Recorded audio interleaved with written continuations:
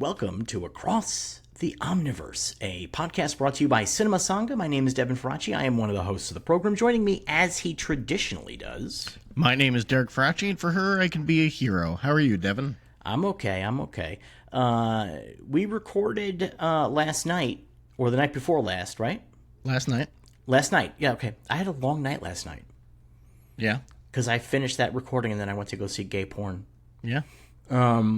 We recorded Watchmen, our monthly deep dive podcast. We're going to be releasing that next week because the episode is about Black Easter, a bizarre-ass Christian movie in which terrorists go back in time to kill Jesus Christ before the crucifixion. And spoilers, they do it. They shoot Jesus in the face. So that's going to release a little bit closer to Easter. That gives you an opportunity to go to the Patreon, if you're not already there, and become a member at the $7 or above level. It's patreon.com/cinemasangha, S-A-N-G-H-A. And it's a pretty fun episode. We had a good time recording it. I thought it was pretty funny, right? I think so. We'll see. We'll see what the people think. People in the Discord hate this movie. Well, they're wrong.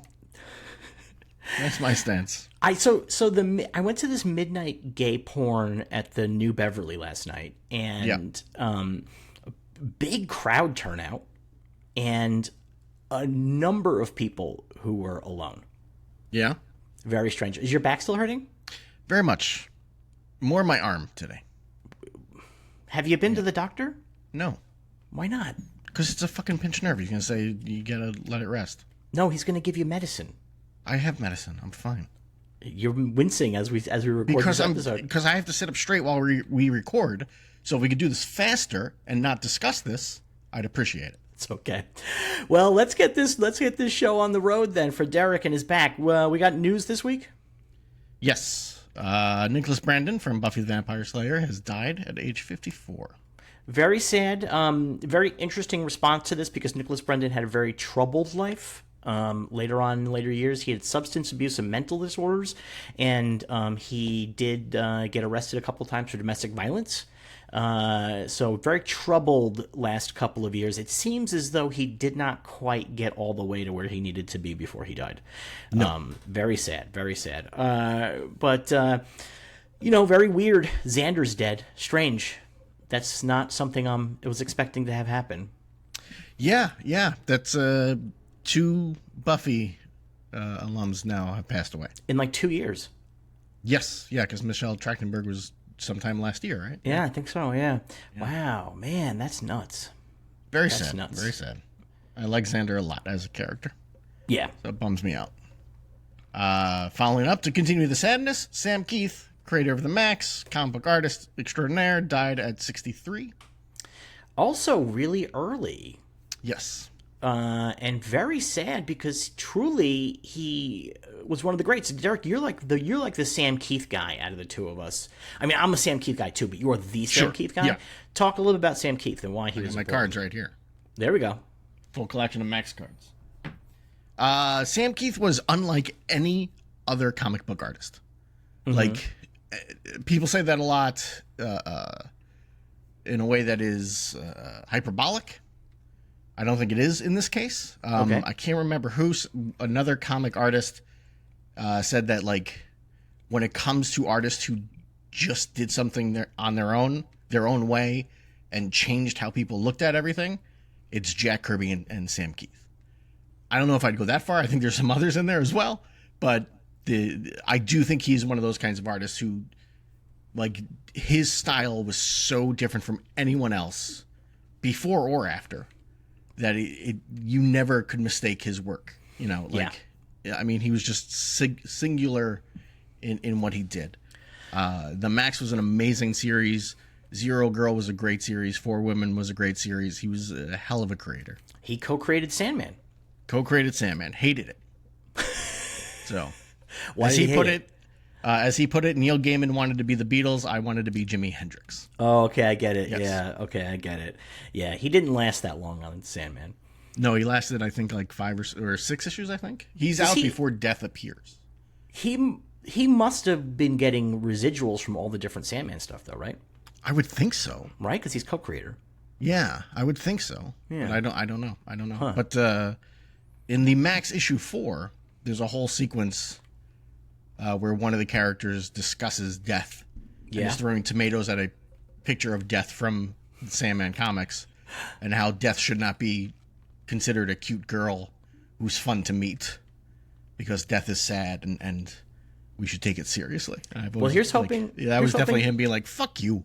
Here's hoping it's a cute girl that he got to meet. That's a much better way to go than scary death. Yes. Hopefully he met his Julie in the Outback. Yes. That's how that would go. So, but yeah, gone, unfortunately. Amazing artist. Amazing. One of my favorites. Breaks my heart. Ryan Gosling discussed his wanting to be Ghost Rider. Is this a joke? No. You don't think He's so? been talking about it for a long time. Okay. Yeah. And he said some discussions have been had. It's a complicated situation. Huh. Because I couldn't tell if it was a joke. And I'm wondering what the complicated situation is. I wonder if part of the complicated situation is they want to use that character for Midnight Suns and he doesn't want to sign on for, like, that kind of a movie. They don't want to do a Ghost Rider movie. They want to do a Midnight Suns movie. Yeah, I could see that. I could see him not wanting to do, like, a big contract. You know? I get the feeling that he's not a guy that's looking to be in, like, 7 movies of something. Yeah, and I'm going to tell you something. Marvel probably should have signed him before this weekend. Yep. Because Project Hail Mary is an enormous success. Just a huge hit. Yes. And this has really cemented his status as a movie star in a big way. He opened this movie like that. He really opened this movie. There's nothing else that I think is as appealing as him here. Yeah, I mean it's. Ryan Gosling goes to space and meets a friend. I know, but I don't think one movie makes a movie star. I don't disagree, but the Fall Guy was supposed. Everyone's like, this is going to be huge, and then not so much, right? So, but he definitely opened this movie, though. That's the thing. He definitely opened this movie. There's no question in my mind. It isn't like from the creators of The Martian, or the directors of Lego Movie that did it, and it's not a franchise, and the entire trailer is him alone. Yes, but I think that it's a really good trailer, you know. And I people were complaining before it came out. They were like, "Oh, the trailer gives away the whole movie." And I saw it on Saturday. Yeah, it does, but who gives a shit? Like, it's a good story. It's well done. Like, and I think that that's why it's doing well. Is the trailer like? I think if you released a trailer that did not reveal that he meets an alien, right, the movie wouldn't make a dime. Right. Because you'd be like, what, it's just him hanging out in a ship alone? Like, right. That seems exhausting. Right. So, you know, but when it's like, oh, he meets an alien. Okay, I'm interested. Okay, what's going on? You know, and it plays off of, Gosling is endlessly charismatic. And it plays off of that. And it plays off of his ability to be funny and, you know, not be afraid to look goofy. So it all works out. Yeah. Yeah. It's a great movie. I loved it. I thought it was a fantastic movie. I haven't seen it yet. I have to do that. I have to go see tomorrow. I was going to go yesterday, but I kind of could not get a decent seat in the afternoon, and I was like, you know what? I'll just wait till Monday. There's going to be less gay porn in it. I can tell you that much. I can promise you that. You're not going to, you know. The alien is called Rocky.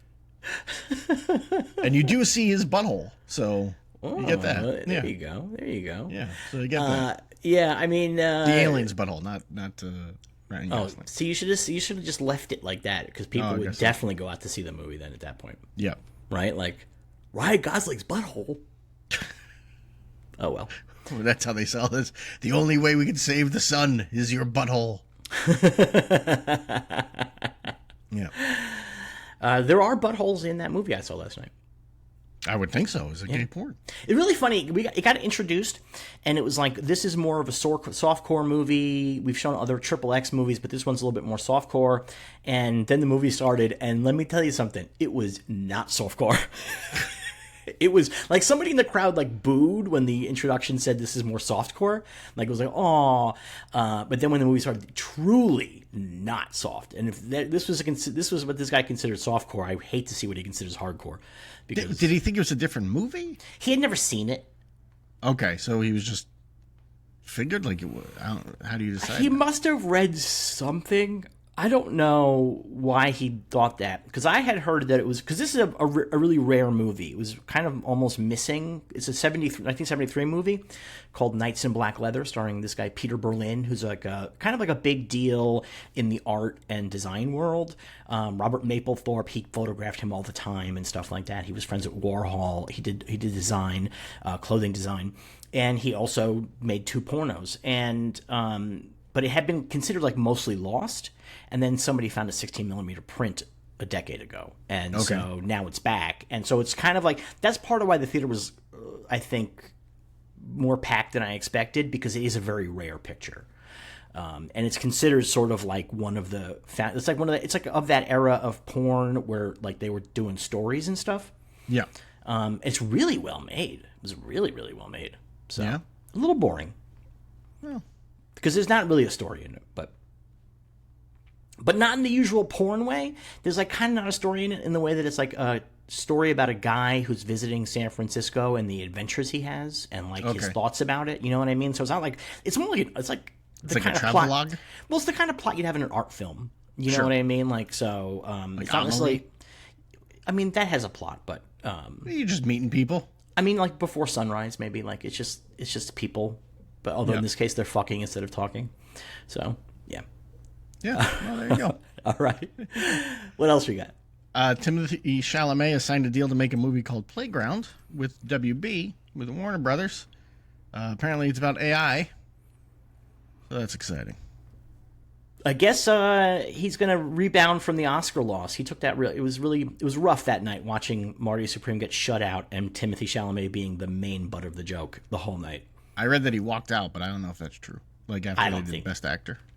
You think so? Maybe. It's I quite late. read that. I feel like if he did, you would have noted. Like there would have been like. Oh, there was. I saw seat fillers in his seat. Oh, did you? Maybe he did. Maybe. Yeah. Maybe he bumped out. Good for him. I don't know. If they don't want him, he doesn't want to be there.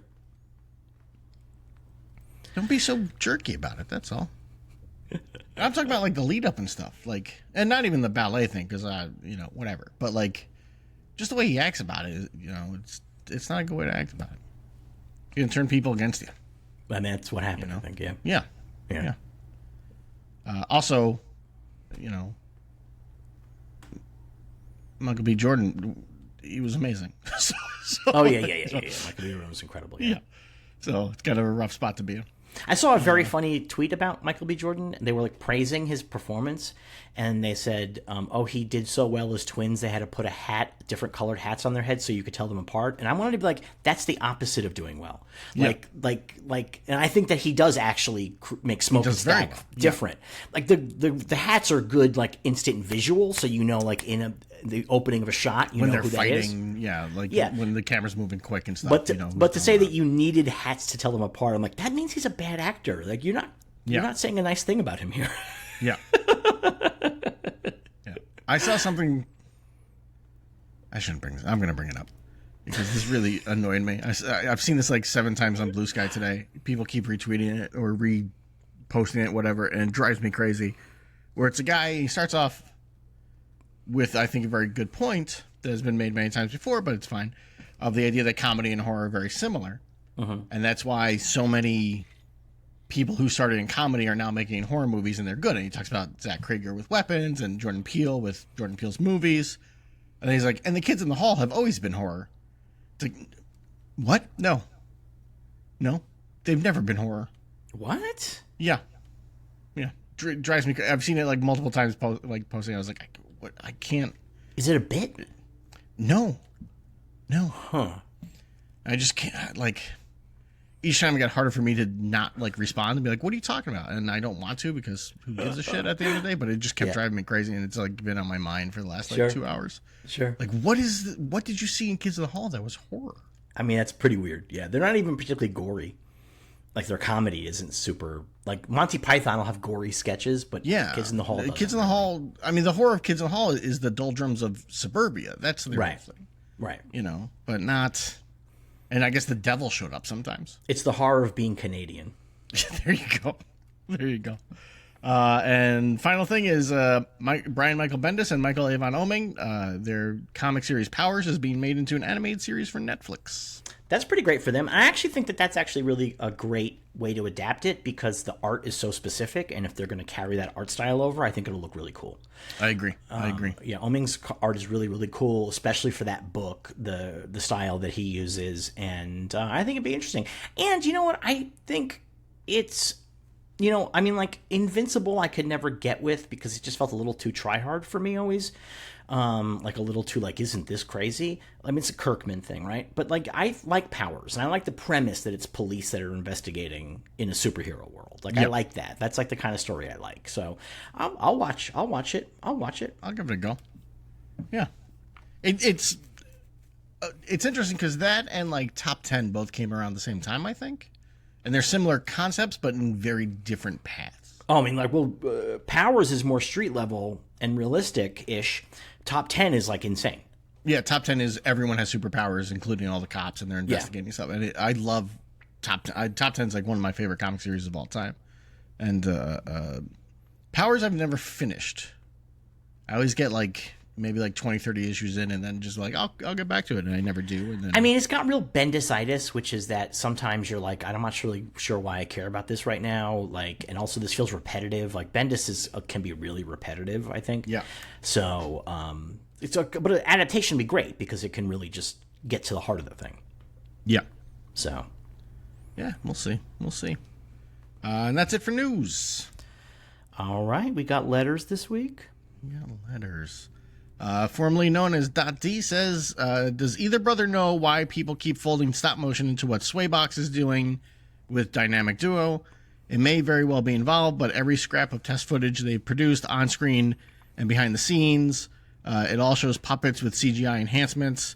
All of it very much real time with bunches of puppeteers making it happen live. Is it just that they're using miniatures, i.e. 1/6 scale bigatures? Do film folks today see miniatures and conflate that with stop motion? Well, I've done this. I've called it stop motion on this very program. And I think I know why people keep calling it stop motion. Because I don't think we've seen a movie that has just puppets in a long time. Well, not just that. Swaybox, their previously made stuff included stop motion. So okay. I think the thought process is this will have stop motion as well. Yeah, I mean, but like I think also, but just the idea that like it's like live puppetry, I don't think we've seen like outside of Muppet films. I don't think we've seen that in forever. I guess Star Wars, right? Was it Maz Kanata or whatever her name is? Wasn't she? I mean, there are puppets, but like in Star Wars, she's not a puppet. But there's puppets in Star Wars. Actually, Ryan Gosling talked about picking a puppet out of the creature shop on Starfighter and being like, I want to have a scene with this guy. Yep. So he was like a background puppet. So they do that, but that's not a puppet movie. Every extra's dream given to a puppet. But those aren't puppet movies. This is a puppet movie. The whole movie's puppets. Yeah.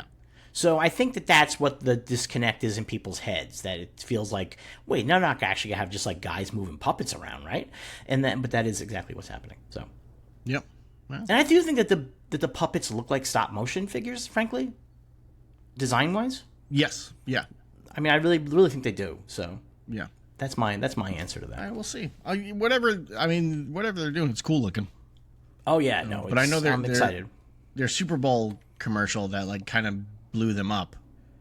My understanding is that had stop motion. Okay. So, but who knows? Who knows? Greg says, the recent bonus episode with Girls, Guts, and Giallo made me think about this question because I am a sucker for a good collab crossover. Are there any podcasts, not necessarily movie show reviews, you would enjoy guest appearing on or think you could provide some fun insights or banter with the hosts? Personally, the ones that come to my mind are Page 7 with Jackie Zabrowski and MJ Kneffel from Last Podcast Network. That show is a guilty pleasure for me, even though it's largely gossip about which celebrity did dumb thing or what is going on with people on reality TV. I can already sense Derek's disdain for the collab idea based on how poorly he reacted to Devin trying to talk about Taylor Swift one time. However, I always imagine Devin having great insight reactions to the drama as they talk about, especially with stories and insider Hollywood stuff you have discussed throughout these shows. Thanks for taking the question and love the shows. Greg, a.k.a. Alvin's Hot Juice Box in the Discord. I want you to answer this first, but before you answer this, I want to say that back in the day, the turn of the century, I knew Molly's husband. Like, we hung out. Oh, yeah? Yeah, it's kind of weird. It's kind of weird seeing what a small world it can be sometimes. Sure. Yeah, we used to hang out. So, you go first. I mean, there are ones I'd like to do. I don't know if I'd be any good at them. You know, like, I would love to be on, like, How Did This Get Made? But am I at the level of Jason Mantzoukas, Paul Scheer, and June Dye and Raphael? No, not at all. Not even close. Like, I'd be one of the episodes where people are like, why is this guy on? You know, so, like, you know, then you run into that problem. So I don't want to be that, where, like, when you go on the Reddit and they have the worst episodes, I'm number one, you know. But I would love to be on that show. I think it's one of my favorite podcasts. You know, that's the only one I can think of off the top of my head that I'd want to be on. You know, there's a couple of podcasts that I would like to be on. First of all, if you're listening to this and you have a podcast, I'm pretty open-minded, so drop me a line. I may be willing to come on your podcast if you're interested. But there's a couple that I would like to be on. I would like to be on, there's a podcast called the Haunted Objects Podcast that only does seasons, but in between they do a mailbag show every week, and I would love to be a guest to talk about some of my spooky stories on the mailbag. I would really enjoy doing that. But the show I really, really want to be on is on the Pod Save America bonus program, Terminally Online. okay. Because the premise here is that they have a rotating cast of people that come on and talk about when they've been terminally online this week, and they bring an internet thing that, like, is supposed to be like crazy, and then they rate you from 1 to 5, like how terminal you are, like in terms of like it being nuts. So the problem is that most weeks they're not that good, and they're not that online. It's like this NBA thing, and I'm like, this is not online. I want to fucking bring these people I want to bring gang stalking schizophrenics from Facebook that I get fed all the time. But the stuff I get fed on Facebook is insane. Facebook, all I see on Facebook is crazy conspiracy theories and people dying. That's all I ever see on Facebook. That's it. Like, I don't know what is going on in the world, but everything is like, did you hear this person is actually this serial killer and blah, blah, blah. It's like, I don't think Barack Obama's a serial killer. There's people on Facebook. And then the next thing will be like, my Aunt Eddie died. I'm like, oh, Jesus Christ. Like, you know. I get a lot of divorce notices from people I don't know. No, I wanted, there's a gang targeted individuals. Do you know what gang stalking is? Yes. So for the folks at home that don't know what gang stalking is, it is a delusional thing where you believe some kind of organization is stalking you, interfering in your life, and that they do it via like a huge network of people. So like people that you're passing by on the street are passing you off to the next person, the next operative. Yeah. You believe that you are living the Truman Show, essentially. But like a much more like negative, like a dark, because they're trying to fuck with you all the time. Yeah. And so I get a lot of that. I get a lot of the problem is I read every single one of them that comes across my feed. How can you not? Because some of them are real wild. Yeah, some of them are really wild. I feel bad for these people. I'm really fascinated by the idea that the internet, these people are clearly paranoid schizophrenics, and the internet has created this delusion echo chamber where they all amplify each other's delusions and they one-up it, and I think it's not good. It seems not good. It's getting worse because now they go to AI and say to Chat GPT, right, what do you think about this? And like, oh, this sounds like a problem. You need to get a gun and protect yourself and things like that. And, I did see a guy on Facebook being like, I know where they live. I know where they are. I'll take care of this. And I'm like, oh my God, I'm going to remember this in case this guy kills them. So I might want to do terminally online because I want to really blow their fucking socks off with something. Yeah. Like something really horrible. Something really upsetting. Like some really upsetting low-level Reddit or something like that. Or some of the really upsetting Instagram pages that I get served up in my algorithm as well. I get a bunch of really upsetting ones. They're just really bad. And so that's what I want to do. I want to like fucking really upset John Lovett. That's my goal. I would not go on any of their shows because I would just be like, what happened to you guys? Like, You really blew it. You guys. Yeah, you know what? I listen to them now, and I actually do find Pod Save the World I find really helpful because both those guys are national security experts, and so when we're talking about Iran, they know what they're talking about. Very much. Yeah, it's that's not just really, pundit shit, you know? That's Tommy Vitor, right? And Tommy Vitor and Ben Rhodes, yeah. Yeah, and Tommy Vitor is like, of the main four, him and the other Tommy. What's the other Tommy's last name? I don't know. Who knows? The one who's not like usually hanging out with them, but shows up every now and again. Those two, I'm like, you guys are really smart. Yeah. Overall, although Tommy Vitor and I did argue on Twitter once, but wow, that's besides the point. Yes. But no, Pod Save the World. He I more find than likely was right in that argument. By the way, to be very clear. When you were arguing about geopolitics, it was something that they said on an episode. I was like, this is the kind of shit that Democrats do that cost them like elections and stuff. He's like, no, it's not. And we argued back and forth. But he's probably, I mean, at the end of the day, let's face it, he knows that stuff better than I do. But I just disagreed with him. But I find that show very, very helpful. I like Terminally Online a lot, even though I find that the stories they pick are not that good. And don't fucking make fun of me for listening to lib podcasts. I need podcasts, and I need news podcasts, and it's really hard to find news podcasts that are, like, decent. Oh, it's impossible. It's really hard. It's like either dumb shits talking about stuff they don't know about, or it's the most boring NPR shit that I just lose my attention. So at least this stuff is usually interesting. And I do like the insights that they can bring having worked in the White House and stuff. You know, there are insights that are, although they're less valuable now that the White House no longer works like the White House has ever worked in the history of mankind. Yeah. So, and they've definitely, I think we discussed this once before. I feel like they've lost connection with a lot of reality, you know, and it comes across when they're talking about stuff, and it's like, come on, guys. Like, I think they've gotten better in Trump too. I don't know. I tried a couple of weeks ago to listen to one, and I can't remember what they were talking about, but there was something they were talking about, and it was shutting down the government over TSA. And one of them was like, Schumer's asking for too much here. I was like, guys, come on. Like, yeah, man, that stuff. They're pretty. Schumer's asking for too much, really? They're pretty dumb about congressional stuff. Yeah. Very traditionally. But it's the rest of the stuff that's pretty good. But they're always like, this is bad politics, and I'm like, guys, politics are not what they were when you guys were doing Barack Obama. You got to kind of keep up. Like, you know, the woman who won the primary in Chicago, her ad was "fuck Trump." Yes. You know, and that's what politics is now. You know. Yeah. So, yeah. All right. What's our last letter? Would you do page 7 though?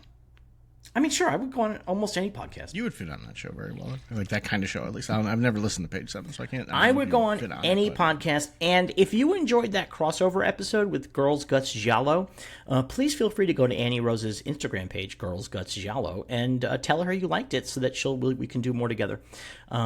Because I have a good time doing that. And it's very easy. We just sit on her couch and use handheld little lav mics and just bullshit for an hour. Nice. Yeah, it's very chill. Very chill. I've been thinking about getting a lav mic. Yeah. I have one for when I was doing Reels and TikToks. Yeah. And it's just sitting in a corner.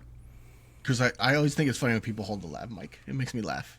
Well, it's really funny. But the thing is, like, I kind of found myself doing that a little bit too. And there's like a sort of a sense that it's the aesthetic move.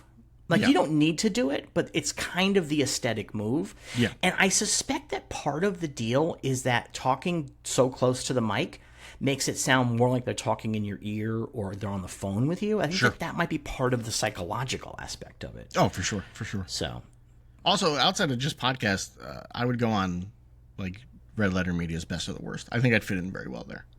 That one I could do. I'm on their level of comedy. But how did this get made? They're above me. I mean, those guys are very funny. Yeah, I mean, they're fucking super professionals, right? Like, yeah, that's a different level. That was the show that Earwolf used to convince me to come do the canon with them. Yeah? They broke down how much money they make each episode. A lot, I imagine. A lot. But the thing is, like, there was just no way that we were ever going to make that kind of money. No. Like, I mean, like, I would get checks for like $60. You know what I mean? Like, but they were like, I'm not going to say what it was, but it was big. It was like, I mean, they're, especially at that time, they were like one of the biggest podcasts around. I don't know what their numbers are now, but But Yeah. but it was the kind of numbers were like, oh, why is Paul Scheer working doing anything else? Well, that's all he does. Is That's all he does. Well, I'm friends with Amy June Nicholson. Diane as well. Like, I'm friends with Amy Nicholson, who's his co-host on Unspooled, and she is always impressed by the fact that that Paul is always working. Yeah. Always working. It's crazy. he's got a great YouTube show as well, Dark Web, that I really enjoy. It's him and Rob Hubel. Yeah. That's very I've funny, seen too. clips. I've seen clips. Makes me laugh. Greg had a PS. Okay. I was a big fan of the Love Boat episodes, and it sparked a fascinating conversation with my mom where I learned that how much she loved it as a little girl and would watch it secretly because her parents wouldn't let her. Although I did find it alarming that one of her favorite characters was Doc, saying he was really cool. Nuts. Yeah. Boy, Mom, what are you doing? Ooh. And our final letter is Christopher. He says, I'm looking for recommendations for a birthday present for a wannabe edgelord about to turn 13-year-old. I got him the Mars Attacks collected trading card art book for Christmas, and that was received rather well. He's entering that phase where he really wants to explore the dark side of pop culture, but is still not allowed by his mother for the most part. The kid has never seen any real horror movies, but is obsessed with the idea of them. Often asks me to explain to him everything that I know about Leatherface or Terrifier, etc.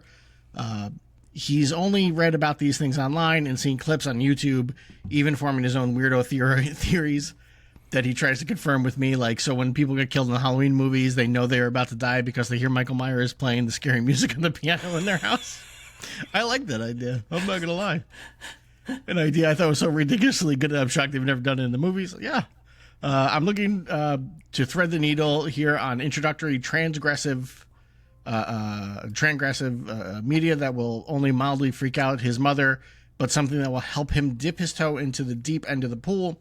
I was thinking maybe a Beksinski art book. Geiger was another thought that too perverse for how young he is, or maybe Bernie Wrightson's Frankenstein, which is seemingly out of print currently. What are some of the formative texts that I could throw his way? Any thoughts on what constitutes Dark Arts 101 syllabus would be greatly appreciated. So I don't So know. he's 13. Remember, he's 13, and if he hasn't seen much horror...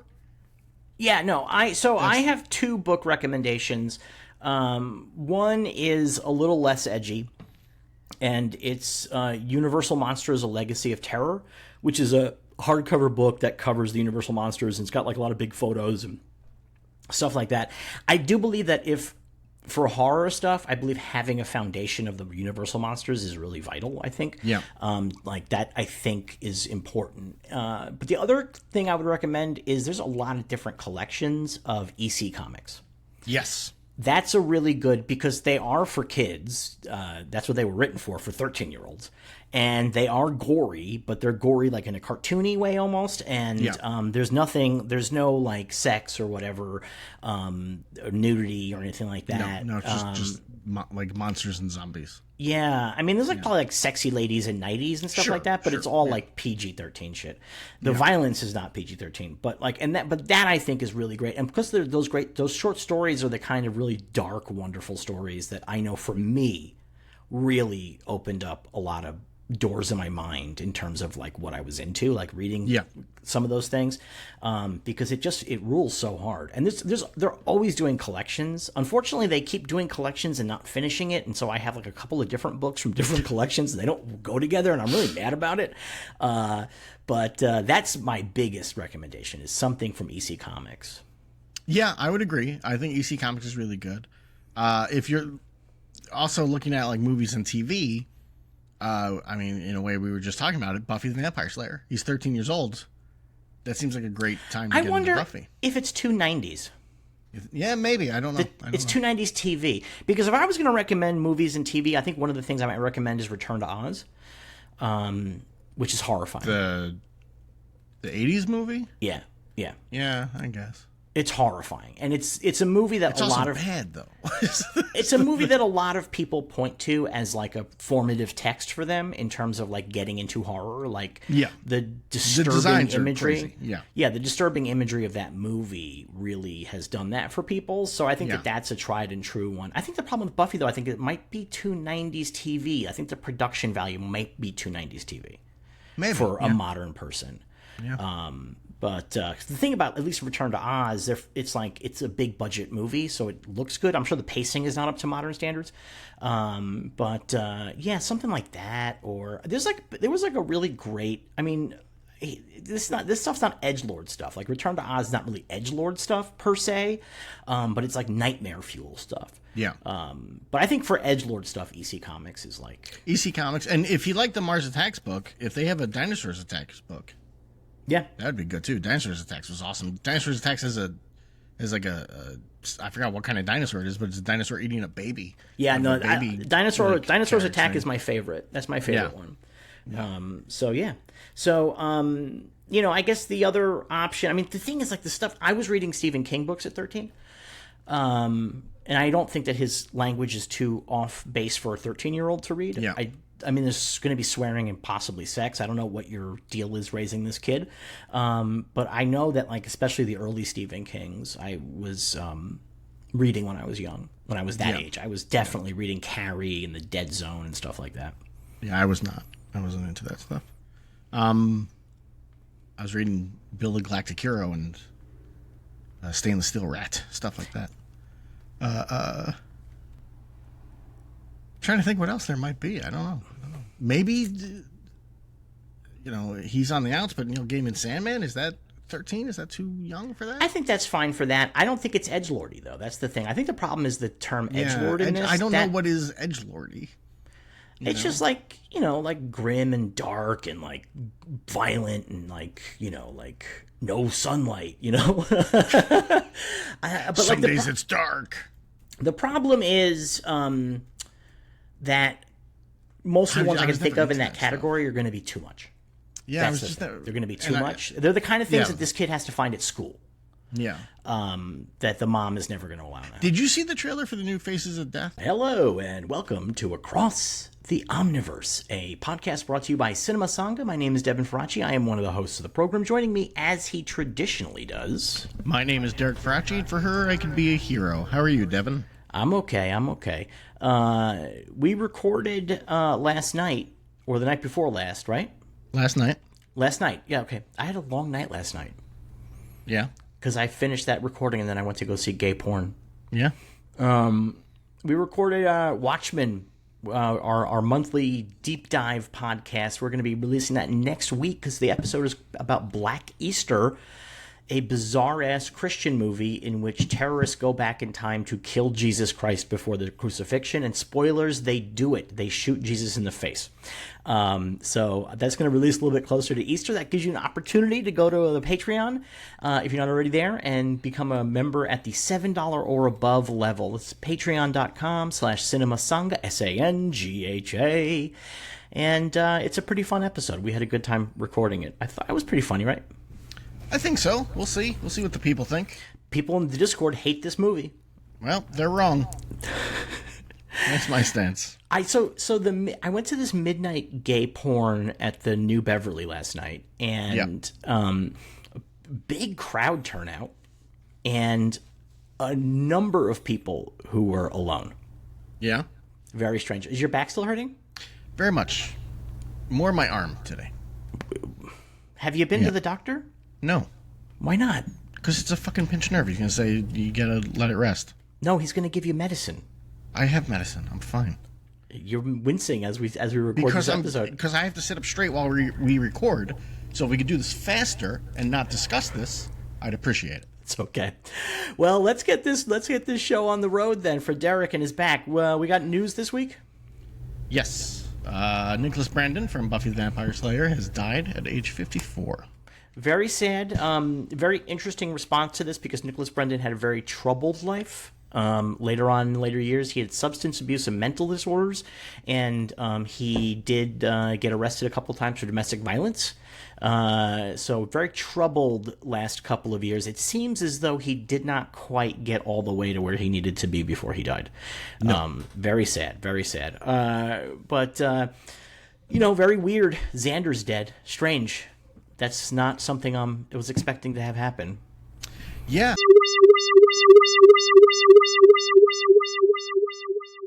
Here comes Daredevil, the Man Without Fear. Issue 1 from 1964. The cover of this comic is really something else. Yes. We have Daredevil jumping over a crowd of guys. It is about a small novel's worth of text on this cover. There is more text on this cover than most comics have throughout the entire issue these days. And the cover has naked fucking appealing to existing Marvel fans because it says, remember when we introduced Spider-Man? And there's a picture of Spider-Man. A worthy companion magazine to such all-time greats as the Fabulous Fantastic Four. Now we continue the mighty Marvel tradition with Daredevil. Can you guess why Daredevil is different from all other crime fighters? In this issue, you will meet the most unusual hero of all, Matt Murdock, gorgeous Karen Page, fun-loving Foggy Nelson. So that's the cover. It's got so much going on. I just feel like you would not put anything like this on a cover now. It's just too much shit. Way too much stuff going on the cover. Yeah. But also an impressively easy to follow cover for how much stuff is on there. It's true. Bill Everett did a great job on that. It's true. My favorite thing is the hero box in the upper left corner. And it's a sassy Daredevil. It is a sassy Daredevil. He's very sassy looking. Yeah. I will say that the cover did not 100% work because Daredevil did not take off until the 1980s. Yes. I mean, and they really just kept this shit in print. Going. I think that's the thing. It sold steadily, but it sold low steadily. I believe it was bi-monthly too at one point. They turned it bi-monthly, right? Yeah. Yeah, and it was a book that they just would put anybody on because to get experience because they didn't give a shit. Like they just whatever, nobody reads this shit anyway. Like this is the same 10,000 people read this shit every single month. And then Frank Miller was like, "What if he was really sad and loved Jesus?" But you know what? I just reread Born Again, and it's fucking unbelievable. It's a great series. It's unbelievable. It's one of those ones that you're like, oh yeah, I know what that is. I remember that. But then you read it, and you're like, oh my god, from panel to panel, this is astonishing. Like this is really just like top line work in the medium period. Yeah. Not just superhero stuff. I mean, just those splash page openings of Matt's life collapsing across the issues is like so amazing. It's really, really good. Just genius work. We're reading the facsimile edition, which means we got the ads, and our first inside cover ad is fill the gaps in your family's education with amazing made simple self-teaching encyclopedia. Just $1 each volume. Your first $1. volume. Yeah, I don't know how much it would cost from there, but probably impossible to get off this thing. I mean, talk about a lot of text, this ad. Yeah, it's back in the day when I would sometimes sit on the toilet and read these ads because there was just so much text in it. It was something I could do. Oh, and we'll get to them later, but I love the ad pages where it's like 70 different ads on the page. Yeah, I love those. And every single one is like 1 inch by 1 inch, and you're like, oh. I love those. Yeah. So here's the deal. So Bill Everett co-created Daredevil. Bill Everett is the guy that created Namor the Submariner. Yeah. One of the first Marvel superheroes, like the second Marvel superhero, right? Because Human Torch counts as first because his story was first in Marvel Comics #1. I guess, yeah. I mean, they're both in Marvel Comics #1. Yeah. So, I would say they're tied. He invented Namor. He was a guy that was not a comic guy. He started out as an engineering draftsman. And then tried to get all different kinds of work, couldn't get work. And finally a friend was like, hey, they're making comic books. You want to do it? And he's like, yeah, whatever. I need some money. And he ended up getting out of comics after the Golden Age ended. But then they called him back to do – Marvel wanted him to work again. And he had a hard time balancing his day job with Marvel Comics. And in fact, this first issue of Daredevil was late. His pencils were late. And the reason why that's important is because the front page here, the splash page, is probably not Bill Everett. It's probably Jack Kirby. And because Kirby and Everett created with Stan Lee Daredevil altogether. Yeah. It's not really clear how much Kirby brought to Daredevil's because he only did costume design. Although Everett says that Kirby invented the cane, the nunchuck cane, which is kind of like one of the best things about the character. And so it's like, what they had to do is that they took some images they had laying around of Daredevil and they pasted it here. And this people think was Jack Kirby's original cover for this comic. Well, I mean, this image of Daredevil on the splash page is the same image of Daredevil on the cover. Yeah. Yeah. So I think he did they the just cover. copied and pasted it. Yeah, it's, it's a very interesting little story there because, like, Everett, again, turned this in so late. It was like the pages came in really fucking late, and they were having a hard time with it. He only lasted, I think, 6 issues, I want to say. Yeah, he did not go long. Which, I mean, his art in this issue is fantastic, too. Here's the other thing. Because he was late, it's not all his art. Well, whoever it is. There's other artists doing background stuff, and there may be other artists doing entire panels. Okay. Yeah, so it's nobody's 100% sure who did what, but there are people that had to come in like, hey, come over here and put some goons in the background of this panel, and that's how this fucking comic worked. Like, it's kind of wild, actually. That is pretty wild because, like, the art overall, I think, flows. Oh no, it's Although great. I will say the first panel of page 2 does not look like anything else in the comic. Yeah, that's probably somebody else's work. Yeah. Yeah. I mean, I will say that the thing is that a lot of these guys, because they were journeymen, even the great ones, they knew how to come in and do a thing. You know what I mean? Like, you get called in to do a page or to do a strip or whatever, and you have to be able to do it. And so I think that's probably part of the deal. You know when to not really bring all of your style with you. So I'm turning my little lamp on because it just got dark in here. Do you know it's been 100 degrees out here in the City of Angels? Cool. There we go. All right. We open with Fogwell's gym on the Lower West Side, which is not really Hell's Kitchen. So I don't think he's in Hell's Kitchen yet. It doesn't seem like it. Doesn't seem like it. Because Hell's Kitchen's on the west side, but it's the middle west side. It's on the west side of Midtown. Yeah. So we have a bunch of guys playing cards, and they're bad guys, and one of them's name's Porky, and he's going to be fat shamed. They also consistently call Fatty. Yeah, he's going to be fat shamed the whole comic. Yeah, he's going to be consistently fat shamed the whole comic. And they are hanging out when they're all talking. They're talking about the Fixer. They all work for the Fixer. And when he snaps his fingers, we all hop. And one of the guys is going to sleep. And as he opens the door, somebody walks in the room. And it's a shadowy figure. It's Daredevil. They make fun of his costume right away. Instantaneously. Which is funny because that's one of the things that we complain about the modern movies and TV shows is like, oh, everybody's like, well, dumb costume. Literally. The first thing, they're like, look at this idiot. Yeah, he's like, I've seen nutty get-ups, but that one takes the cake. So, yeah, it is very crazy that they immediately go, what the fuck are you doing, brother? Admittedly as well, how long did this costume last? This costume's out real 7 quick. issues. All right, yeah. So, like, from the beginning, it seems like maybe Stan Lee was like, I don't like this costume. It's a bad costume. You understand? Like it. So you understand that it's a circus costume. Like, that makes sense. It doesn't make sense within the context of the character, who I think is otherwise well developed.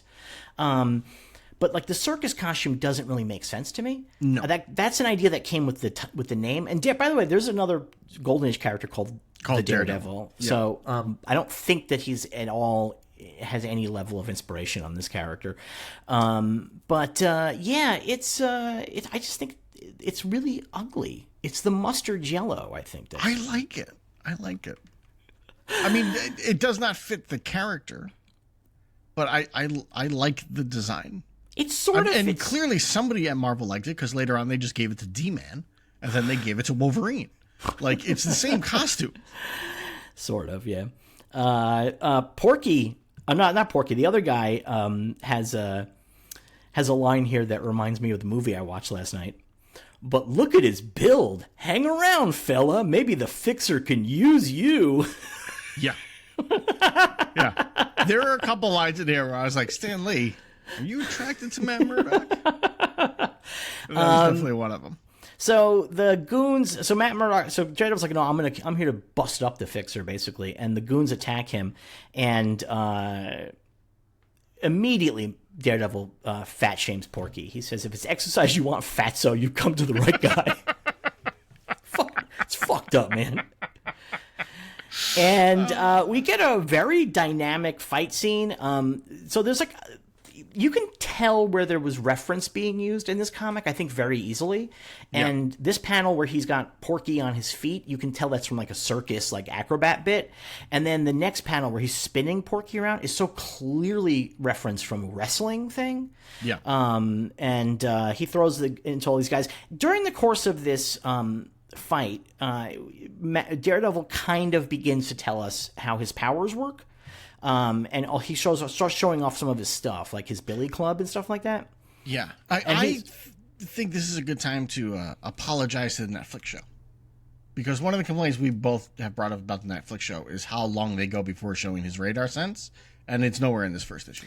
They don't. It's like issue 6. Wally Wood invents it, I think, is the deal. Okay. Yeah, it's not. They discuss it in here. There is radar. He's got. It says ping on the screen. Yeah, ping, ping, ping. Just nobody figured exhausting. out. Nobody figured out how to depict it. So he's like dodging and weaving, and he's throwing his billy club around, and he's like swinging from the ceiling. It's a really dynamic bunch of pages as he just beats the shit out of these guys, and they're like, "How is that possible? Like this guy, like."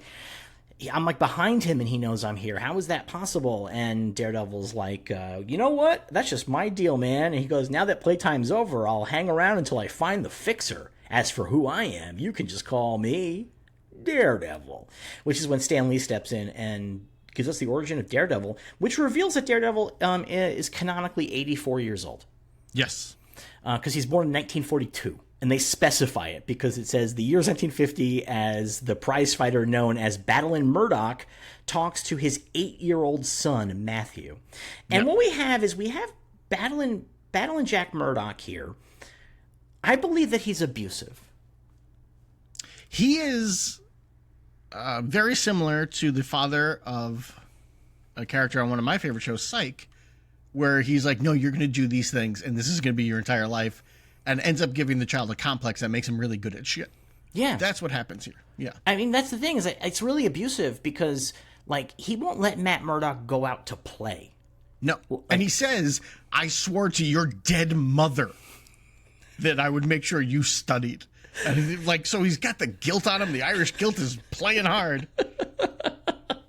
You know? Then we get 2 more ads. We got a house ad for Tales to Astonish and Strange Tales. And then we got a really nice ad that you can learn to become an auto mechanic via the mail.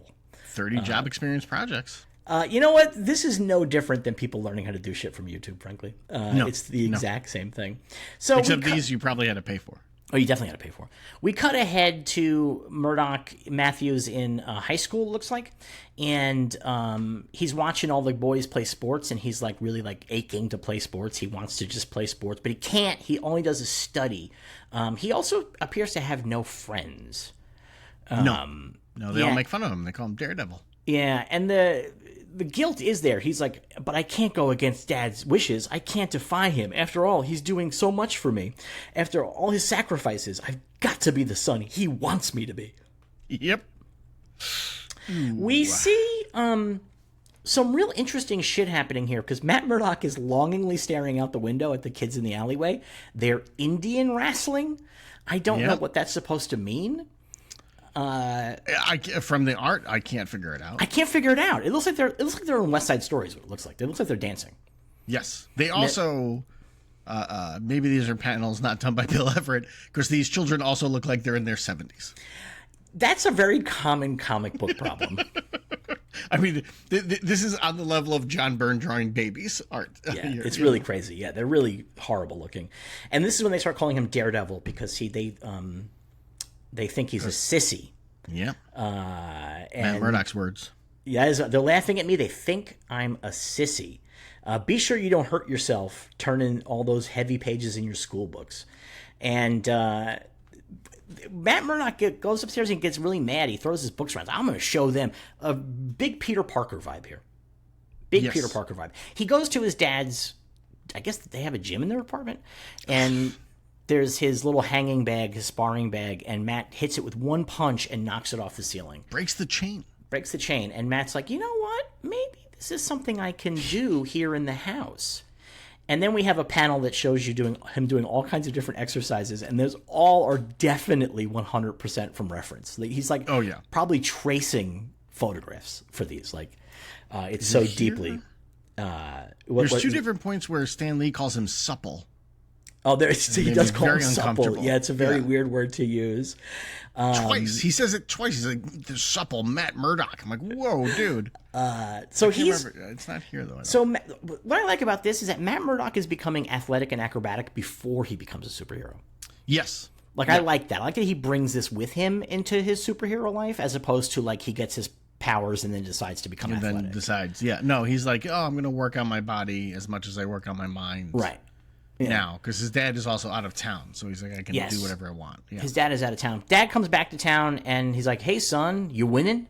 And this is the original Hey, Son, You Winning panel. Yep. It is. And he says, only if you count straight A's as winning. And Battling Jack Murdock says... what I think is his most abusive thing he says, which is, Matt, I know how tough it's been for you while the other kids are out playing and having good times, but the day will come when you're going to thank me, boy. You're going to amount to something just the way your mother would have wanted you to. And I just think it's really abusive. I think it's really terrible. Let this kid go have fun. Well, then Jack goes outside and he's like, I can't afford a goddamn thing. My child will never be able to go to college. So he's ruining his child's life to ruin it again later on. To be like, well, you can't even go to college. I have no money. He can't book fights. He's middle-aged, and he can't book fights anymore, and he hasn't worked in weeks. And he goes to a manager who says, the fixer will book you. And Jack Murdoch's like, the fixer, I didn't want to work with this guy. You know, that name, it sounds pretty bad. And he goes and meets the fixer, and the fixer, though, he's like, 10 years ago, you kicked me out of your dressing room when I offered you a deal, but I knew you'd come around sooner or later. And the fixer... assures Jack that he's not going to have to throw fights. He assures him of that. And so he signs his little contract. He walks home. I like this panel of him walking home as like the cock of the walk. I love it. He's like, fucking everything's coming up, Murdoch. This is also an interesting panel because that's a 1940s car behind him. Yeah. I mean, so I think that's very fascinating. I mean, there probably were 40s cars on the road in '64, but I think that's just probably some guy from this golden age just drawing cars the way that he's always drawn cars. He goes home to tell Matt that he's got fights, but Matt's not there. That's because Matt is on the street coming home from the library, and he sees a blind man trying to cross right in the middle of the fucking street. Like, this blind man is not at a crosswalk. Let's be very clear. Yeah. He just walked into traffic. There also doesn't appear to be a curb.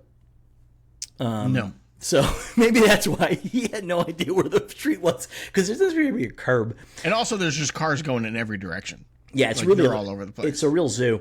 And Matt sees him going... He's also deaf, by the way. Yeah, either he's deaf or he's ignoring Matt. We're not sure, because Matt's like, hey, old man. And the guy doesn't turn around. And a truck comes barreling down the street. This truck happens to be from the Ajax Atomic Labs, and it's got radioactive materials danger written on the front of it. And not only are they barreling down the street, but the brakes don't work. And they're going to hit this old man, and Matt Murdock jumps into action. He jumps over the hood of a car with his perfectly supple body. This is where supple comes in. Supple the first time. Supple. Yeah. Okay. And he goes and he saves the old man's life by basically fucking doing like a flying leap into him. Like, it's kind of, this picture's kind of funny. This is like what you do to a villain. Like, he's like really just wiping this guy out. It's like a funny way to do it. Like, you know what I mean? To draw it, like with him hitting him with the back. Yeah, it's not, it's not graceful. But it's not graceful, no. It gets the job done. Then we see people come around, and they then give us exposition about what's happening, because we can't see it because there's a car in the way.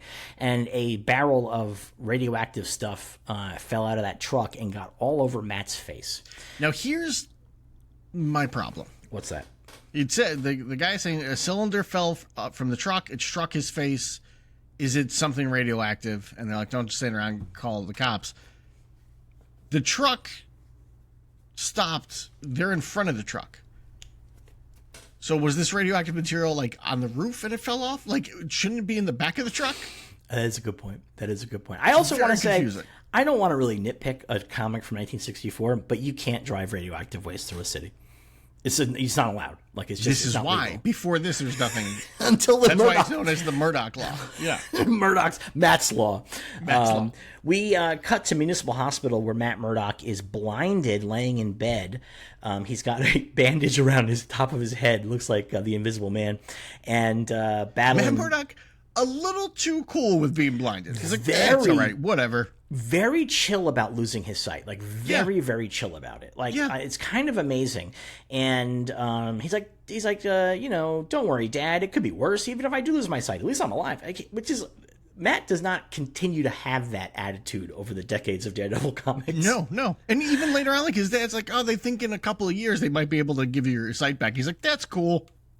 like, wow, man, he's real, and he learns Braille in like 12 seconds. Do you think that was like they were planting that there, like to one day give him his sight back? No, I don't think so. Seems weird. So. It's a weird thing to put in there, I think. I think it's one of those things where Jack or Stan Lee's like, in 10 years they're going to be able to cure blindness. This comic will be long over by then. Yeah. By the way, Bill Everett's daughter was blind. Was she? Yeah, and she had a particularly good sense of hearing. And so that was part of the premise. Now, the assumption probably is that the blindness also probably comes from the idea of blind justice. I'm sure that's probably where it began, because they wanted him to be a lawyer, and then justice is blind. So that's the obvious thing. But I think that like the superpower part apparently came from Everett noticing that his daughter had better hearing than anybody else. Okay. And it's like part of that idea that like other senses step up when you're blinded. Do you ever see the thing where a parent had written into Marvel in like the 80s or maybe the early 90s and was like, hey, my kid is deaf and it really makes him sad that there's no heroes for him. So they made up a hero for the kid that's like superhero or something, and he's got like a super teched hearing aid, this character. And then somebody else wrote in and was like, you guys know Hawkeye's deaf, right? You could have just like mentioned to the woman that Hawkeye is deaf. It's like, he's only I think he's only deaf in one ear. Right? I don't know. I know he uses a hearing aid in the comics going back into the 80s. So yeah. Matt Murdock is training again, and he finds that all this shit's a lot easier for him than it was before. And he finds that his senses are really kind of heightened. And he's doing all kinds of tricks and jumps and stuff like that. And then he goes to college. Stan Lee does not know that law school exists. I guess not, because he just goes to state college and becomes a lawyer. Yeah, he doesn't know law school exists. Yeah, he has no idea. That's kind of fascinating to me. He gets a new buddy, Franklin Foggy Nelson. Yep. And his first line is, Matt, you old hound dog. Well, again, they set up right here in the first issue like everyone wants to fuck Matt, including Stan Lee, as we can tell from the narration boxes. That is set up day one. Everyone wants to fuck him. Yeah. Foggy's jealous because Matt just is everything comes so easy to Matt. And he's like, well, thank my dad. He made me really study hard. He tortured me. Yeah, and then he says, also, I wouldn't be surprised if radioactive stuff made me smarter, which I don't think that they ever carried. I don't think that ever comes in again. Yeah, that's not really. And then he describes all his things about his hearing. He can hear a heartbeat in the room. He knows somebody's in the room. His smell. He can. I could recognize any girl by her perfume or any man by his hair tonic. Even my fingers have become incredibly sensitive. I can tell how many bullets are in a gun just by the weight of the barrel. That's not your fingers. Yeah, I don't know. That's your hand. I mean, the last one too. He's like, and I can tell how much salt there is on a pretzel because my sense when of I taste. eat it. Yeah, yeah, and it just says plus. I don't know what the plus is there for. I think it might be for an ad. You think so? Yeah, because it's continued after the next page. So I think that might be like. But the plus is in the panel. They don't usually do that. Yeah, they might. I gotta say that the salt on the pretzel thing is so dumb because like it just means that your tongue can feel it, not taste it. Tasting, he would be able to taste. He says he can tell how many salts or grains of salt. Yeah, but that's not tasting. That's just touch. Yeah. And the weight of a gun is not touch. That's like resistance. Later on, he talks about like just being able to read a newspaper by just running his hand over it. That's touch. You know? Yes. We then get a bodybuilder ad. Are you weak, always tired, lack pep? Mike Marvel is here to train you via mail. Build a magnificent new He-Man muscled body in just 10 minutes a day with absolutely no weights, no barbells, no exercise at all. Yes. I want to know what this program was. Like, I really Dynaflex method. I really got to know. No exercise I at would all. honestly not be surprised. I see the stuff on YouTube all the time where they say the same stuff. No, yeah, they do. And it's like a Tai Chi guy. He's like, look at me. I can get you to look like me in 10 days. It's like, no, you can't. If you mail the coupon included on if you cut the coupon out of the comic book, which people did all the time, Sure. you can get a free copy of the booklet "Secrets of Being Attractive." So, Mr. Mike Marvel really. Do you think I can heat. still send away for that? I could use that. So Matt's walking around college, and we see he has his radar sense, which is pinging off objects all over the place. It looks like Matt has to get really close to it, though, because it looks like he's about to bump into that desk, Yes. like where the ping, like where his little footsteps go. It does seem that way, right? And he's crossing the street, and the guy's like, "Hey, Blindy, want me to help you across the street?" He goes, "No way, buddy, I could do it." He's like, "I can cross the street better than this guy." This is. It's interesting to point out, I think, and we've seen this in a couple of different of the Silver Age comics we've done, the early Marvel comics, is when they're going through a character's first appearance, or even later on when we already know them well, they will spend 2 to 3 pages repeating the same information over and over again. And I wonder how much of it is, this is a point where comics are starting, Marvel's doing a full out where here's a full issue, it's one story. But they used to always do short stories. Like, okay, this one's 6 pages, this one's 12 pages, this one's 6 pages, that's a comic, right? Like that kind of deal. And so they were like, how do we fill up 22 pages? Maybe we just constantly show him saying the same thing in different places. I mean, maybe. I think, obviously, a big part of it is the premise that every comic is somebody's first comic, which is an idea that went by the wayside a few years ago.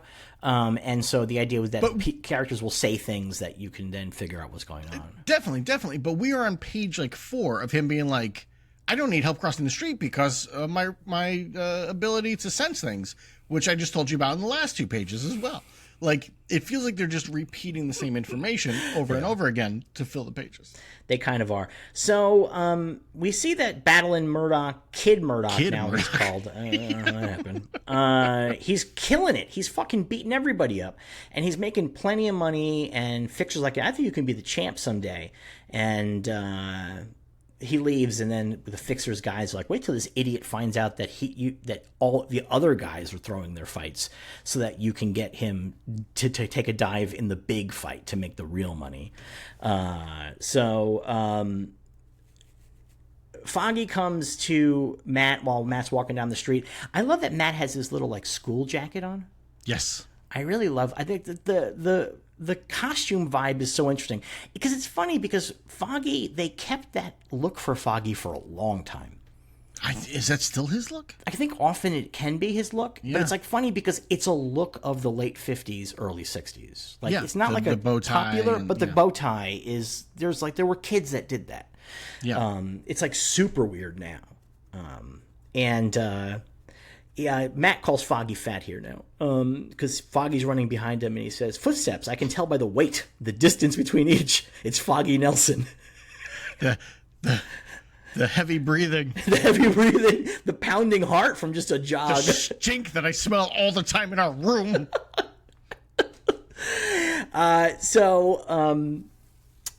So Foggy's like, hey, look at this paper. Your dad's fighting a big fight, Dynamite Davis, tomorrow in New York City. Want to go? And Matt's like, baby, I already bought you a ticket. Yeah.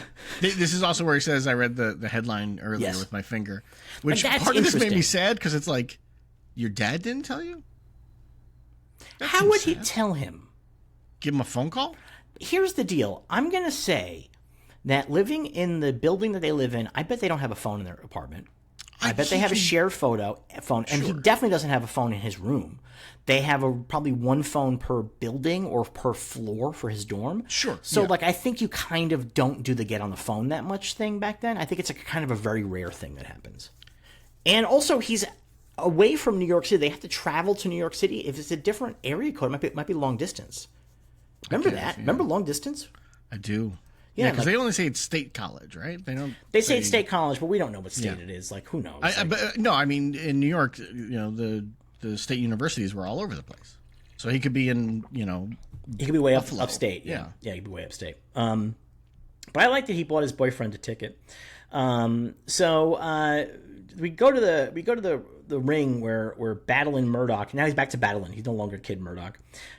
Gets in the ring, and it's a tough fight. And he sees that Matt's there, and he's like, I can't disappoint my son. He's here to see me win. I gotta do it. I gotta win. And he's been told to throw this one. Yes, this is the one he's supposed to throw. Yeah, in the first round. He refuses to do it, and Matt follows the fight by the sound, and he does in fact take out Dynamite Davis, and Battling Murdoch wins. Everybody's so excited. Matt's like, "You did it, Dad. You proved that nothing's impossible if a man has the courage. If a man's not afraid." Interesting, Matt. Interesting. He also, by the end of the boxing match, he went bald. He must have got his hair punched out. Yeah, he got his hair punched out. And the fixer's man is like, nobody double crosses the fixer. You know what to do. And to one of his goons. And they go shoot Jack Murdoch in an alleyway. Now, this is something they changed later on, which I don't know if this is a Frank Miller change or if it happened before, but it becomes they beat him to death. They don't shoot him, which I think is better. Yeah, I see that. The way that the cops are standing around him, they're like, "Oh, is Matt Murdoch back battling Murdoch? He won a fight tonight." Somebody must be really sore. And then the guy's like, "Oh, nothing I can do for him. It's too late." Yeah. Oh, well. Oh, well. The next panel is Matt laying on his bed crying while Foggy's telling him to get over it. And it seems like it might be the same night. It might be the same night or the next day. Yeah, it really has that vibe, like that it's like immediately.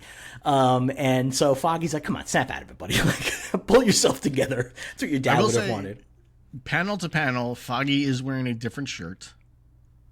So at least some time has changed. I think Matt this might be the seems to next be wearing one. the same clothes, but it's hard to say for sure. Matt then graduates, and he gets that like really like condescending thing, like, "Oh, any obstacle can be overcome. You're so inspirational, son. You showed us what people can do." And Foggy's like, "Oh, he's going to come work for my dad's law firm. My dad's going to start a law firm for me." I like this line: "With your brains and my dad's money, nothing will stop us." I like that from day one. Foggy's like, I suck at this. Yeah. So it's all going to be you. Yeah. And then come on in and meet the secretary I hired, and there is Karen Page. And Matt gets an immediate boner. Her voice is like music. From the sound, she's 5'4", young, and I know she's lovely. And then Matt goes back to his furnished room. She definitely has spiders in her hair, by the way. That's a really big beehive. She got a big thing going on there on top of that head. And he can't concentrate, and he needs to find his dad's murderer. He needs to make this happen. We then get a couple more ads. A classic grit. Yeah. We have a hypno coin, which appears to turn this lady into a zombie. I think that what we're supposed to take from that is that you can make her do anything. I believe that that's what the premise of that image is, to tell you the truth. It says, "It must work for you or money back." Now you'll notice it doesn't say your money back, just money back. Yeah. So Matt's like, "I want to find the guy who killed my dad, but I promised my dad that I would only use my brains. I would not use my brawn." Like, this is like a thing he's supposed to go the rest of his life. Like, it's weird, right? But then he comes up with an idea. What if I became a schizophrenic? Yes. I mean, what if I had multiple personality disorder? This is real, like, Catholic stuff. Or, I mean, I guess all religions do this in some way. People that follow religions where it's like, well, it says this, but I found the loophole. Yeah, that is. That's very Jewish. That's one of the things I like about Judaism, is that the big part of the religion is based on trying to find loopholes in the contract with God. Yeah, it's really great. I love that. I really appreciate that. I mean, I'm not even kidding. Like I absolutely love that. Yeah. So Matt begins sewing a costume. He's going to become somebody else, and we discover something troubling here. Because the joke always was, well, he's a blind guy. Of course his costume looks like that. No, he knows what colors he's using. Because he thinks he knows what colors he's using. Let's be very clear that he's like, I can even blend the colors for each colored fabric that has a different feel to me. But just because he picks it up and he's like, this one is red, doesn't mean it actually, like, he went blind before he figured out that he could touch stuff and know what color it was. So he may just be off on what colors he's touching. That's a good point. And he makes the costume, and he says, you know what? What am I going to call myself? What? What's so funny? I love, it's the big reveal shot of the costume. Yeah. And he's like, this is it. I'm going to be Daredevil. Oh, wait, I have to finish the costume. And then he puts the D. He puts the D on it. Yeah, he doesn't have the horns on the horns mask. Yeah, the horns on the mask. Yeah, he gets the name Daredevil from his high school, his high school bullies. This is the kind of thing you don't like in comic book movies now, right? No. It's kind of interesting. This is 64, and like all the stuff you don't like about comic book movie origin I don't like things. it here either. I never like this kind of stuff. But it's interesting that it's there, because we always talk about the Golden and Silver Age. They weren't embarrassed, and they just like, oh, he's in a costume, he's got this name. But this is a comic book where they are really going out of their way to like explain to you why he's doing these things.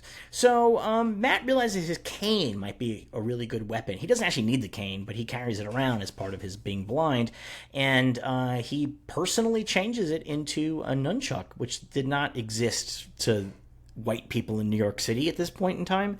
No. So, did they at this point? Did they not have the collapsible cane like that he'll get later on? And I don't think so.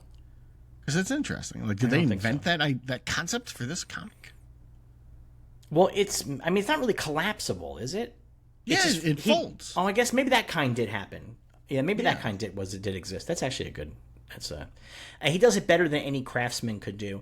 And then he does some leaping around in his house and knocks over some shit to the big bong sound. Yes. And he's like, okay, he says it's Saturday, and the office is closed, so I have no reason to go to work, so I know where to begin looking for the guy that killed my dad.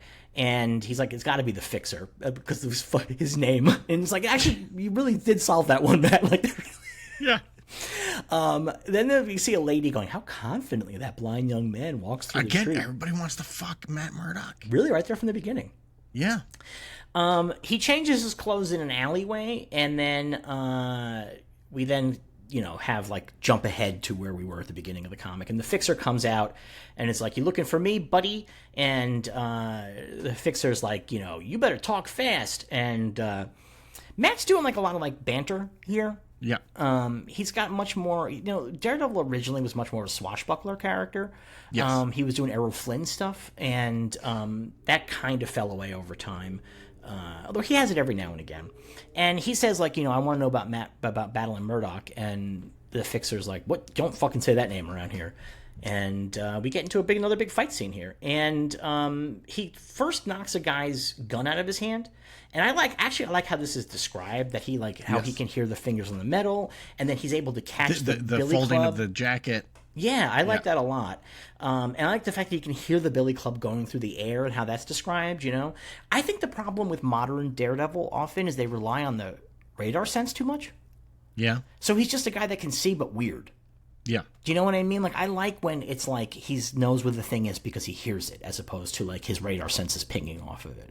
Yeah, I mean, it's been a long time since I've been reading Daredevil, so I don't know what he's doing these days. But like, I always liked, like, one of the things I love is that Daredevil figured out that Peter Parker was Spider-Man because of his heartbeat. Yeah, I love that. Yeah, I was like, that's pretty goddamn, and that's in this as well. They talk about that. Yeah, that he knows heartbeats, but like, that's a great little piece, right? Yeah, like, yeah.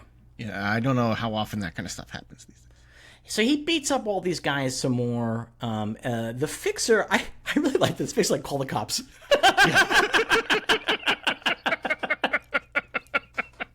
That's like, I don't know if I've ever seen a gangster do that in anything. Like, are you calling cops? That's so insane, man. It made me wonder, like, is it like he's got the cops on the payroll, or is he just like, this guy came into our bar and started beating us up, so we might as well call the cops? Like, we did nothing wrong here. The way that he says it, though, he says, you're not getting away with coming here and roughing us up. We got laws to protect innocent people. Sam, call the cops. Like, it's 100% like we're we did nothing wrong. Yeah. Because the line would have been like, Sam, call our guy in downtown, you know? Yeah. But no, he's like just calling the cops, which no gangster has ever done that in media. I mean, maybe somebody has at some point, but like, that's such a crazy thing. He breaks this guy's fingers and knocks the phone out of his hand. And Matt is... why does Matt put his hand over his mouth here? Stinky stuff? I have no idea. They don't specify, but it looks like there's this bad smell. He's thinking real hard. Is that what it is? It's thinking? Because he's like... I think it's supposed to be this thinking. is when he figures out that he's got a lie detector built in, because he can really tell the heartbeat going up. And then Matt Murdock is paying too much attention to that, so a guy tosses him out a window. It's very funny. Yes. Just shoves him out a window. Fuck you! And... Which, also, by the way, they were on the first floor. Right? They were in a bar. No, they're in the gym. When did they get into it? Like, no, that's what they were playing cards, was in the gym. And there's like stuff, there's like oh yeah, loops but hanging. it looked like the gym's entrance was on the first. I guess maybe it's like in Rocky where you gotta go up the steps. I think it's like that, yeah. Okay. Matt grabs a flagpole on the way down and then uses his cane to flip himself all the way back and come right through the window and kick that same guy right in the back of his head. Which Frank Miller later does, but he flips it because it's Matt grabbing onto the flag and the flag rips and he keeps falling in a very famous panel format. Meanwhile, Foggy comes to Matt's house, finds the doors unlocked. What are you doing, Murdoch? Like, I know it's 64, but like, I'm telling you got to lock that door in New York City in the 60s. And see the lock. Foggy has the deeply condescending, I'm so worried that Matt's walking around New York City, this poor blind boy. We then have another page of ads. The biggest one is for accordions. Yep. Save 5-day free trial. Up to half. Trade-ins welcome. And then we got a ton of other ads here, many of which feel like they were just buying like forever. There are multiple ads in these like smaller ones that are send us your poems, we'll buy them. Yeah. So we can make them into songs. They're selling if any of those ever became hit songs. They're selling dresses. They're selling Confederate half dollars. They're selling Can I tell you my with favorite God. ad in here? What's that? My favorite ad in here? 100 different stupendous worldwide attractive proposals. 10 cents. What? What the fuck are you selling? I don't understand what that is. What is that? I don't know. It's a Lincoln Stamp Company, so I don't know. They did not write a good ad. They did not. No. And it's in Ontario, so it's fucking Canada. And then we get some Confederate $50. Yeah, we get some more ads for house ads. We get Spider-Man number 12 and Fantastic Four number 26. They meet the Avengers. Yeah. So They're fighting on a building. It's exciting. And then we got a fucking real page of ads. Like, this is hardcore. Including ads. These are the ones I love. But that's like, pages. Some of these are like repeats, like the Poems Wanted. We already had that. But I think it's a different company. You think That's so? what I'm saying. Because there's two. I think on this page is where there's two ads for that. And I was like, wait a minute. There are There's two one ads on the on this other page. one. Yeah, there are two. Yeah, so that's 3 ads for like send us your poems so we can make them into songs. And I really want to know if any of those ever became hit songs. You know, like what was it? I would love to know. All these ads on the left are all stamps because it says at the top stamps, and then it says on the other side shop by mail. Got a personal radio, got bike decals, we got magic tricks, 1,000 of them for $0.25. We got guitar in 7 days. Smashing collection includes triangles. That's stamps. But that's no longer on the stamps one, is it? It is. It's underneath one of the poems. Is it? Oh yeah. Looks like it. Yeah. I guess they ran out of early United States rockets, sports, British colonies, high value pictorials, and complete collection of big illustrated magazines, all free. On the next page, Foggy goes to the office. He's thinking maybe Matt went there because he's got nothing else to do. And he goes and he finds Karen Page is in there, and she's like, "Oh, I have no friends, so I just come to the office and tidy I just moved to the city." And then she's like, "God, I want to fuck Matt Murdock." Well, not only, but she wants to do it really condescendingly. She goes, "What a pity such a wonderful, handsome man is so handicapped." Like, it's so bad. Foggy's hot for her. And he's jealous here. He's like, oh boy, I like to hear her talk about me in that adoring tone of voice. And then we cut back to Matt Murdock as Daredevil fighting, and he's kicking all the rest of the thugs out. He just wants the two guys, the guy that shot his dad and the fixer. And so they're like, well, what are you going to do? Like, you can't prove that we did anything. I wish more villains said this to characters in comics, because they can't. No, like, but everybody Spider-Man captures, they're going to go free as soon as the cops get there. Well, that's why they're always out again. Yeah, but that's the thing. Like, none of this shit will hold up in court. Not a bit of it. And there's a great Batman the Animated Series episode about that, where Batman's like, I'm not making any difference. I keep beating these guys up and stopping them from their crimes, and then they go on trial and get released because I'm an idiot and I destroy all the evidence and don't show up to testify against them. I guess. Yeah. Batman has at different times been deputized. Yes. Yeah. However, then the criminals would probably have some kind of use of force lawsuit that they could bring to the city, as he's a deputized member of the police force. Because he beats the shit out of these guys. Like, he's not like going. He's easy. definitely turning off his body cam. There's no doubt about that. The bat cam. The bat cam. So they're like, how are you going to fucking know? And he goes, these guys are stupid. They have no idea what's going on. So I'll tell them I have a recorder in this cane. And the fixer literally pulls the rug out from under Matt Murdock. I got a big problem with that. What's that? He just fucking pulls the rug out on him. It's crazy. It's crazy. And so I do like that Matt hurts his arm right away. Yes. That's like another Daredevil-y Spider-Man thing, like to always just kind of be getting hurt. I like that a lot. And trust me, my arm hurting, I felt for him. He's going to follow these guys by the scent of the cigar. Here's the question. How long do you think it takes him to put on that suit? I don't know.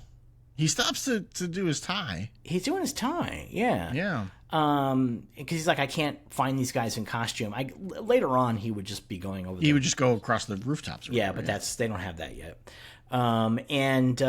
So he's following by the cigar smoke, and he's hoping that they're together still, is what he's hoping. And then he gets closer, and he hears them talking like, slow down, that guy's gone. He's never going to be able to find us. And then the guy's like, hey, yeah, we're totally okay. There just happens to be one blind guy walking past us. And then they're like, when they get to the subway, they're like, did you notice how fast that blind guy went down those stairs? And then Matt's just like in the subway. He's on the platform. Yeah.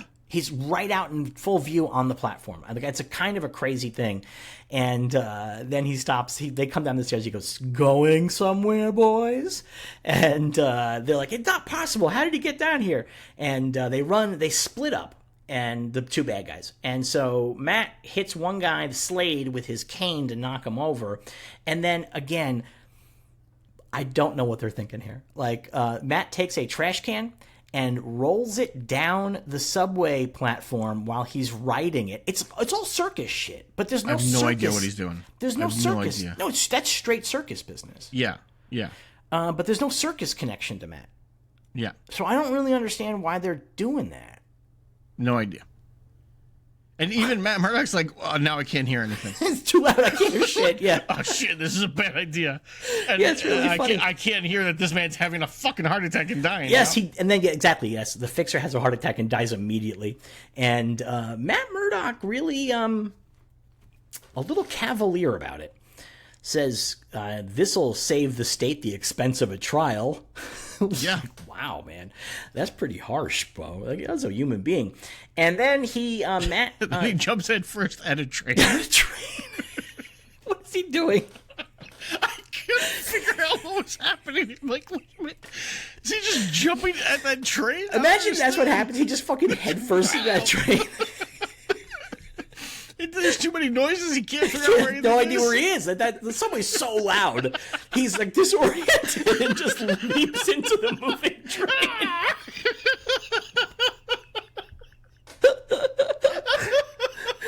That's just the end of the What if every Daredevil story in the originals was like, he finds the guy, he's fighting him, there's too much noise, he can't figure out what's happening, and they will just get away. God! He grabs the other guy and pins him down, and he does a very common cop thing.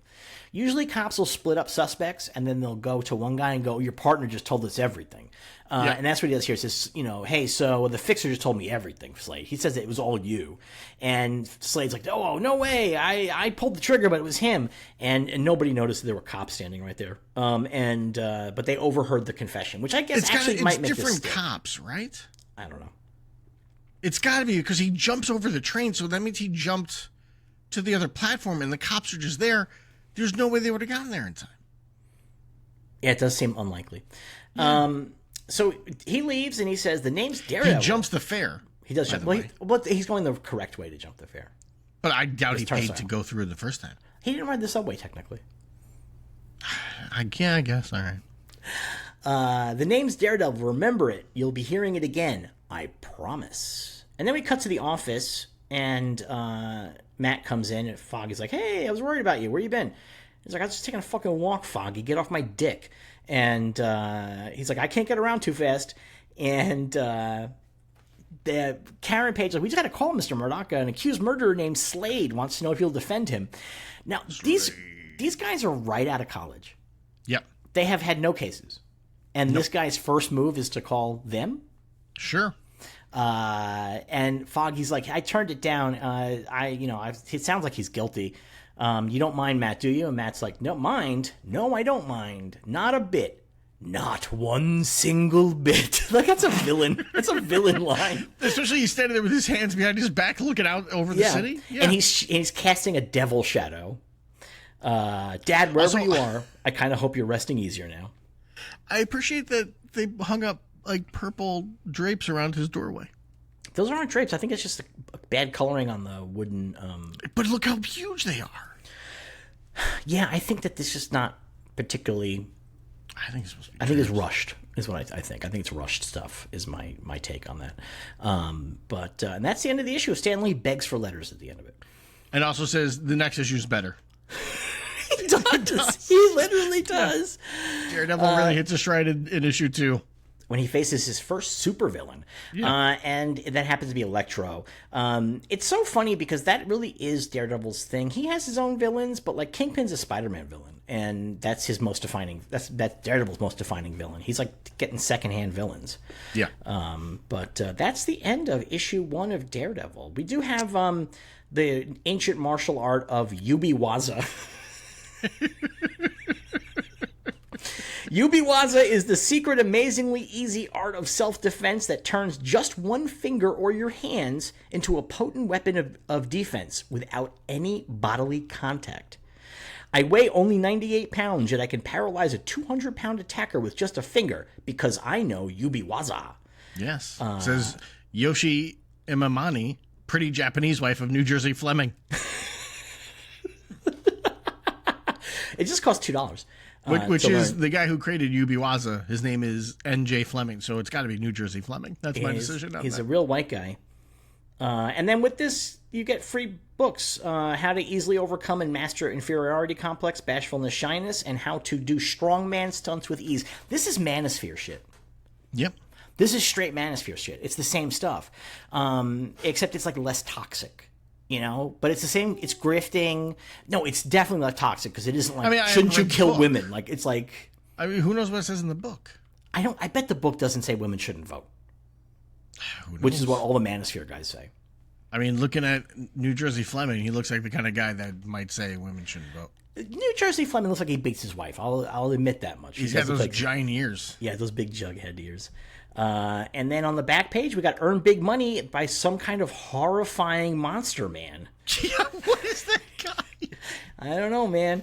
Learn electrical appliance repairing in your own home. And, you get an amazing electronic kit in the mail and a ceramic heater kit. It's pretty good stuff here. So that's your new career. I definitely missed the day where comic books were like, send us like $6 and we will send you things that you can burn your home down with. Yeah. They were making science kits that had radioactive materials in them. Yeah. In the 50s. Yeah. Mail. You should just send you anything. Yeah.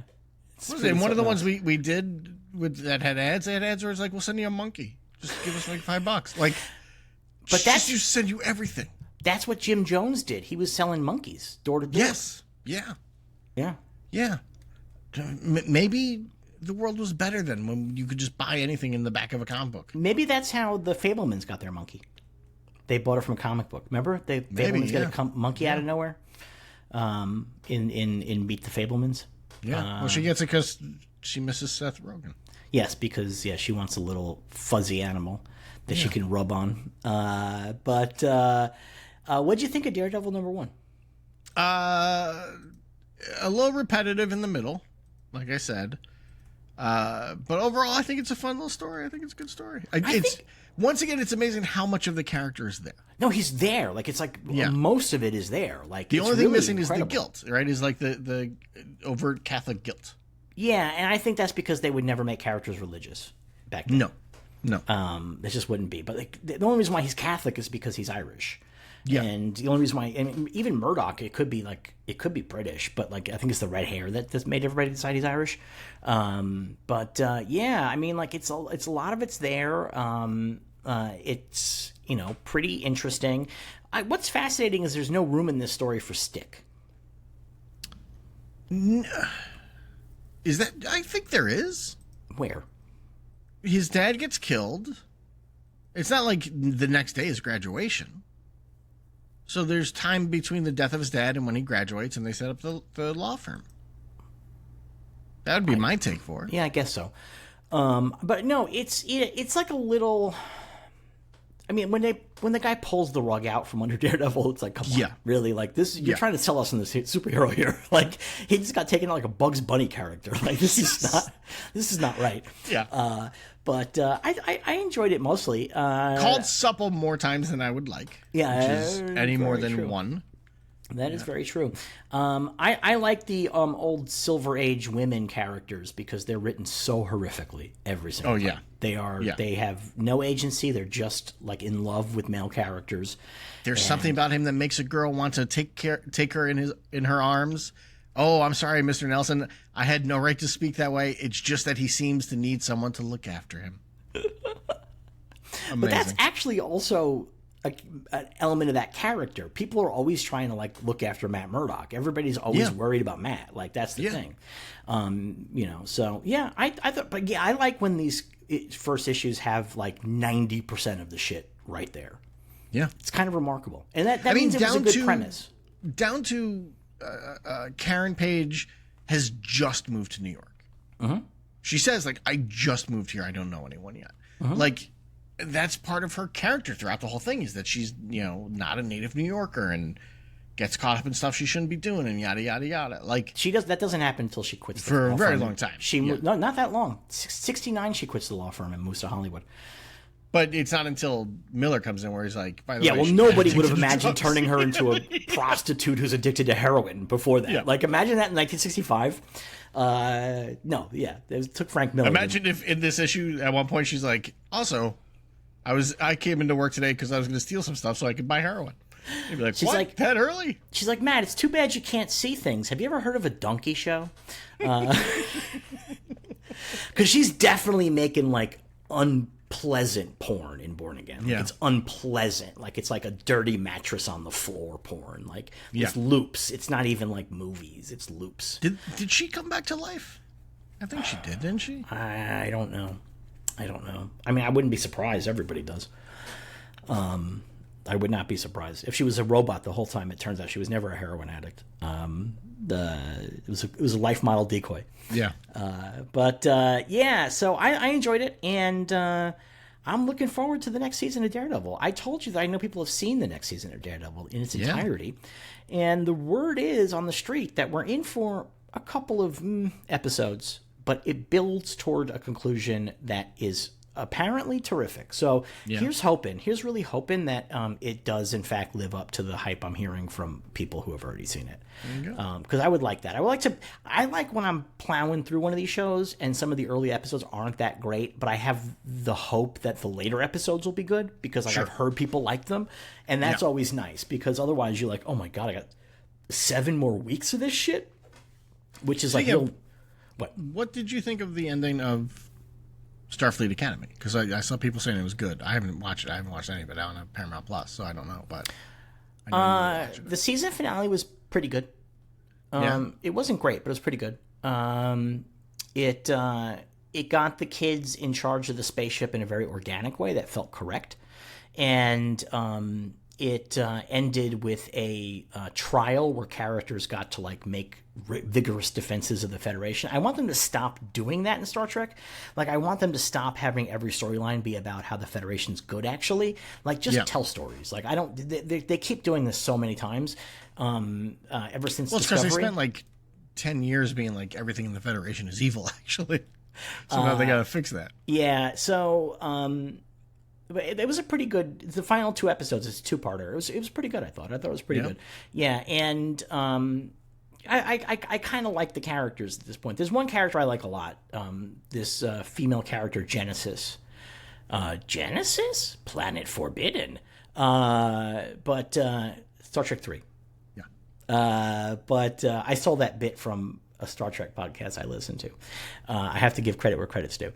She's kind of my favorite character on the show because I thought that when they introduced her, she was going to be like the bitchy, snotty girl, and she's not. She's like totally the most capable and like most with it out of all of them. But yeah, I thought it was pretty good. The whole premise hinges on Paul Giamatti misremembering something from his childhood. That's kind of great. It really does. That's it. All the trial comes down to that. He misremembers That's something from kind his of fun. childhood. That's Yeah. kind of fun. Yeah. So I'm excited for season 2. I'm looking Yeah. forward to it, and it's already finished. They shot it already. So Oh, there's another ad. yeah, there's like 4 more ads. I don't want to read them all. They're they're tedious. There's one with Abe Vigoda's going to teach you how to draw. We'll be back again next week with the probably just the first episode of Daredevil, or is it 2-part? I think they're just doing I think it's one a week they're doing. Okay. Well, we'll be back again with the first or the second. We're going to be changing the schedule of these podcasts because of the fact that there's a new show airing. So you're going to get 2 across the Omniverses this week. And for those folks in the higher tiers, you're not getting any Bad Batch. We need to take a week off from that to adjust this schedule. So we have this. We'll be back again probably Thursday with our recap and review of the first episode of Daredevil Born Again Season 2. All right. Thanks for listening. Derek, where can people find merch and stuff? Just go to cinema-sangha.com and that'll give you send you to our link tree with all our links to all our stuff. SANGHA is how that's spelled. Yeah. All right, we'll see you guys again in a couple of days. And until then, may you be happy, may you be healthy, may you be safe, may you be well. But man, you know what? How many weeks have we been doing this now? This is like 15 weeks of this, and I can't get it right. Well, may you be happy, may you be safe, may you be healthy, may you be well, and we will see you across the Omniverse.